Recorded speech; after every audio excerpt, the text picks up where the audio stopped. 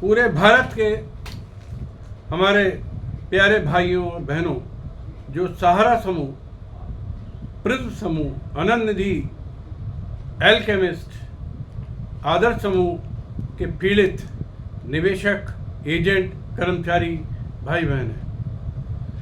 मैं अजय टंडन, अधिवक्ता, सर्वोच्च न्यायालय, राष्ट्रीय अध्यक्ष ईमानदार भारतीय पार्टी।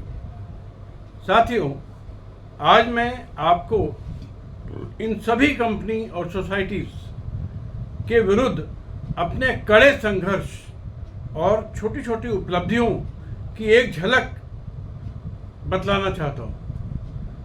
देखिए, बड़ी जब लड़ाई होती है तो उपलब्धियां छोटी छोटी होती हैं, वही मिलके बड़ी हो जाती हैं और हम जीत जाते हैं। चाहे इंसान हो या भगवान हो, सबने लड़ाइयाँ लड़ी और समय लगा, बहुत संघर्ष किया, बहुत किया, तब जाकर के वो यही मेरा हाल है। आज़ादी की लड़ाई में 200 साल लगे। अयोध्या मंदिर की लड़ाई में अगर भारत की लड़ाई खाली देखी जाए तो 75 साल लगे। अगर ओवरऑल देखा जाए तो 500 साल लगे। तो कोई भी लड़ाई, और बड़ी लड़ाई, क्योंकि ये लड़ाइयाँ जितनी भी कंपनियों की हैं, सहारा की तो है ही, सहारा के अलावा जितनी कंपनियां हैं, इन सब में ये लड़ाइयाँ सरकार के विरुद्ध लड़ाइयाँ हैं। इन सारे मामलों में केंद्र सरकार और सारी राज्य सरकारें और उनकी सारी एजेंसीज ने भरपूर भ्रष्टाचार किया है और इन कंपनी और सोसाइटी का साथ दिया है। इनके सपोर्ट से इतना बड़ा कांड पिछले 50 साल में हिंदुस्तान में हुआ है, वरना इतना बड़ा कांड नहीं हो सकता था।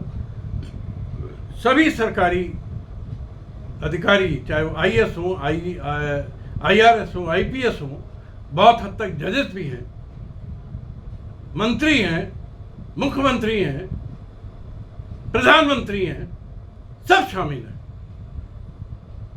जब कहिए तब मैं किसी को भी ओपन नेशनल टीवी में डिबेट करके बता सकता हूं।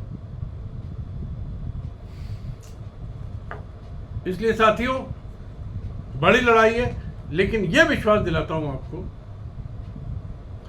कि मैं एक एक लड़ाई, एक एक निवेशक का पैसा हिंदुस्तान भर के दिलाऊंगा। मैं ब्याज के दिलाऊंगा, आज तक के ब्याज के दिलाऊंगा, पूरे इज्जत के साथ दिलाऊंगा। मेरा वादा था, है,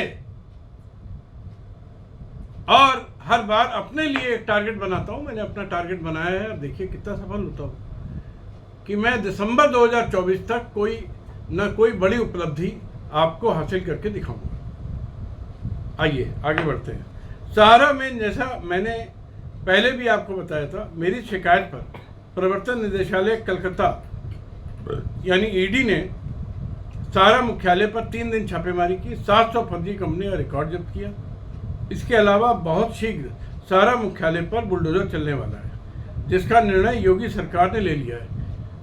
भाइयों और बहनों, में करीब 5 सालों में योगी जी को करीब 5000 कंप्लेंट भेज चुका हूं, जिसके, और प्रधानमंत्री जी को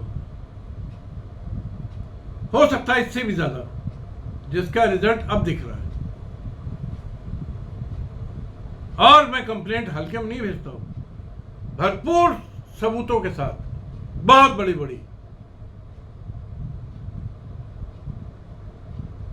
और इन सब पे आरोप लगाते हुए भेजता हूं कि आप लोग खाली अतीक अहमद पर बुलडोजर चलाना जानते हो, सुब्रत राय को नहीं जानते हो। तो वो लगता है सुना गया है और वो चल रहा है। ईडी ने भी सुना है, सभी सुन रहे हैं, सुनेंगे, एक न एक दिन सब सुनेंगे। और मैं विश्वास दिलाता हूं साथियों, जो तैयारी मेरी चल रही है कि सहारा समूह के 5000 देशव्यापी स्थानों पर ईडी और सीबीआई की, पुलिस की एक साथ रेड होगी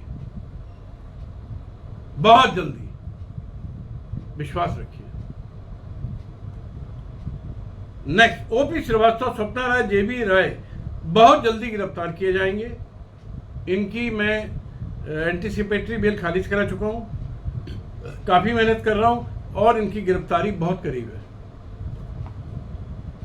अभी परसों 20 जुलाई को आनंद निधि का डायरेक्टर राजेश कुमार गिरफ्तार हो गया है। भाइयों और बहनों, हम लोग के प्रेशर से पुलिस पकड़ के लाई, कोर्ट में हाजिर किया गया, बहस हुई और कोर्ट ने जेल भेज दिया। अब वो सदा जेल ही रहेंगे जब तक भुगतान नहीं कर देते। एक डायरेक्टर पहले से ही जेल में, अनीश कौन है, रितेश श्रीवास्तव, और एक डायरेक्टर अवनीश बातम भी जल्दी जेल जा रहे हैं, उनका एनपीडब्ल्यू जारी है, पुलिस दबिश मार रही है। आज यानी 22 जुलाई को प्रिज्म के डायरेक्टर राजेश मल की अग्रिम जमानत याचिका कानपुर कोर्ट ने खारिज कर दी। अब पुलिस उनको उठा के जेल में डाल देगी। एल कमिस के चेयरमैन केडी सिंह की अग्रिम जमानत कानपुर कोर्ट से मैंने खारिज करा दी, सीबीआई कोर्ट से। एनपीडब्ल्यू जारी है, बहुत जल्दी जेल जाएंगे। आदर्श क्रेडिट में मैंने प्रवर्तन निदेशालय ईडी को, सीबीआई को विस्तृत शिकायतें भेजी हैं। बहुत जल्दी सुप्रीम कोर्ट में पीआईएल लगा रहा हूं। समय इसलिए लग रहा है कि मेरा एक बड़ा क्लेम है कि आदर्श क्रेडिट या किसी सोसाइटी या कंपनी में यदि कंपनी या सोसाइटी पैसा वापस करने में विफल रहती है तो इस विफलता को सरकार के लॉ एंड ऑर्डर की नाकामयाबी, भ्रष्टाचार, सरकारी भ्रष्टाचार और सरकार द्वारा जानबूझकर ऐसे अपराधों को करने दिए जाने का एक अपराध किया जाता है। ऐसे में कुल जिम्मेदारी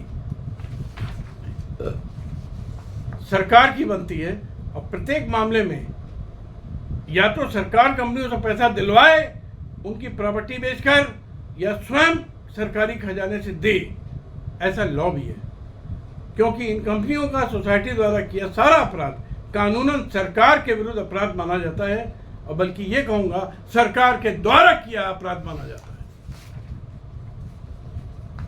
साथियों, सहारा ने एक और फ्रॉड किया है।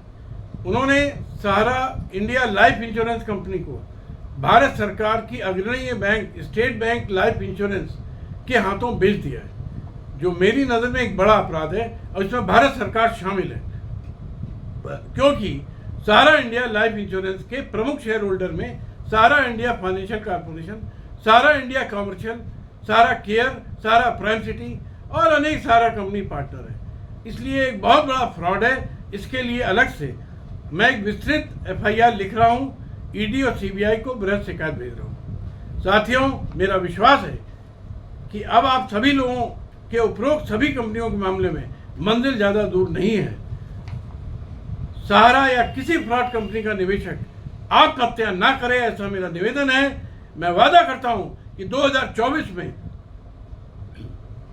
पॉजिटिव रिजल्ट दूंगा, बस भरोसा रखिए। सभी कंपनियों को घुटने पर लाऊंगा।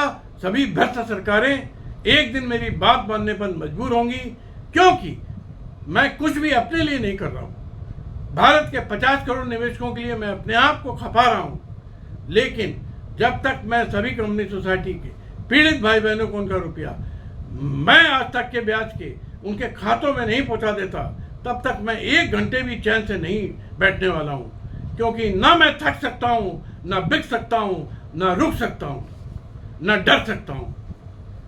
आप सभी से मेरे 2 निवेदन हैं। जिस भी भाई बहन को मेरी लिखा पढ़ी देखनी हो, मेरे काम देखने हो, मेरे कानपुर कार्यालय आकर देख लें, सब दिखा दूंगा। क्योंकि हर रोज हर कागज भेजना संभव नहीं होता। दूसरा, अधिक से अधिक संख्या में पीड़ित भाई बहनों को मुझसे जोड़िए। जितना धन मुझे उपलब्ध करा सकते हैं कराइए, और मेरी ईमानदारी पूर्ण संघर्ष को और तेजी से आगे बढ़ाइए। ये मेरा निवेदन है। धन्यवाद। जय भोलेनाथ। ओम नमः शिवाय। जय हिंद।